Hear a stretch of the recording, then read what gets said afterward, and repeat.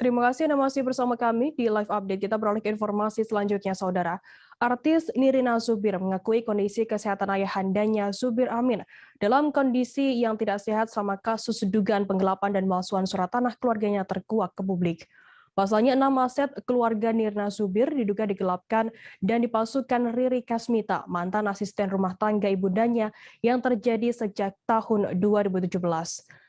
Nirina Zubir mengatakan ayahandanya sedang sakit stroke dan saat ini sudah 20 hari mendapatkan perawatan intensif di rumah sakit. Informasi lebih lengkapnya akan disampaikan oleh rekan jurnalis kami dari Warta Kota Live, ada Ari Pujiwaluyo yang saat ini sudah tersambung bersama kami. Halo Ari. Halo rekan Firda. Ari, bisa Anda jelaskan di tengah 6 aset yang digelapkan oleh ART ini, sejak kapan ayahanda Nirina Zubir dirawat di rumah sakit dan bagaimana saat ini kondisinya? Ya, menurut keterangan dari Nirina Zubir bahwa ayahandanya sudah sakit sebelum keluarganya itu melakukan jumpa pers mengenai kasus dugaan penggelapan dan pemalsuan surat 6 aset yang dimiliki oleh keluarga Nirina Zubir dua minggu lalu.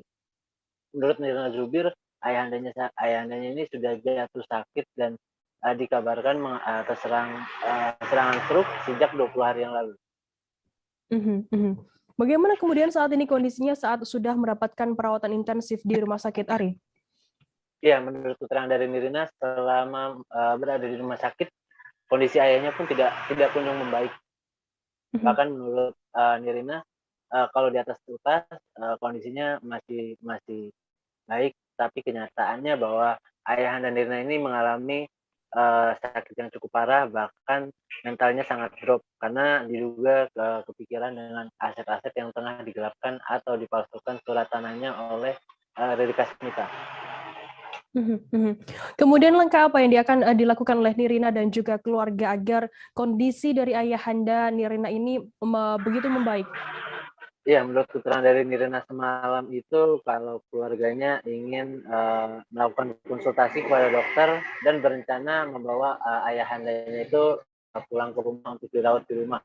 Karena keluarga juga takut masih di tengah pandemi COVID-19 ini, takut lagi nanti ayahnya terserang penyakit-penyakit yang lain. Maka menurut mereka bahwa keberadaan yang aman untuk merawat ayahandanya itu di rumah saja. Maka dari itu dalam waktu dekat Nirina kemungkinan akan membawa pulang ayahnya untuk dirawat di rumah saja. Kemudian bagaimana saat ini kondisi Nirina Zubir menyikapi adanya kasus-kasus tersebut? Iya, Nirina Zubir itu mengatakan kalau dia dan keluarga tidak ingin memberikan update-update apapun lagi kepada sang ayah yang sedang jatuh sakit dan terbaring lemah di kasur rumah sakit.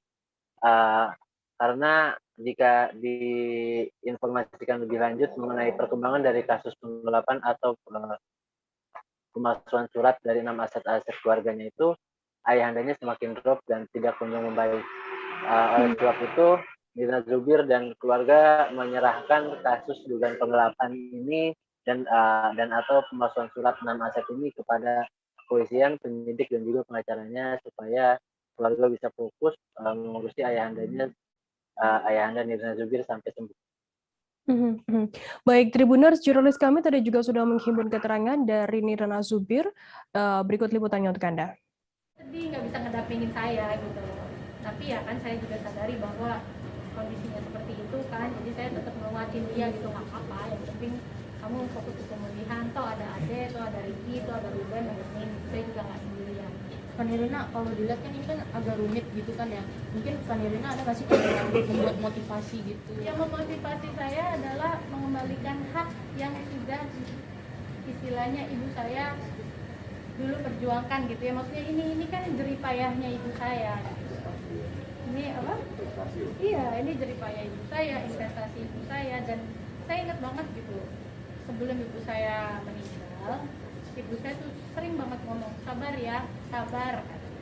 Nanti di belakang rumah mama mau bikin buat cucu-cucu mama. Kalau udah jadi nenek kan anak udah nggak terlalu ini ya, pasti buat cucu. Dan pokoknya mama mau bikin cucu-cucu mama, kamu jangan pakai lahan ini ya, jadi ada di bagian kebun belakang rumahku gitu. Itu kan dari dulu ya dia kumpulin sampai akhirnya sekian mendapat uangnya gitu loh, atau hasil jerih payahnya gitu. Jadi buat saya apa yang memotivasi saya sekarang adalah benar-benar saya ingin hak itu dikembalikan kepada kami, sehingga kami juga bisa istilahnya membuat, mudah-mudahan ibu saya tenang, dan ya itu aja sih. Jangan lupa subscribe, share, komen, dan like ya.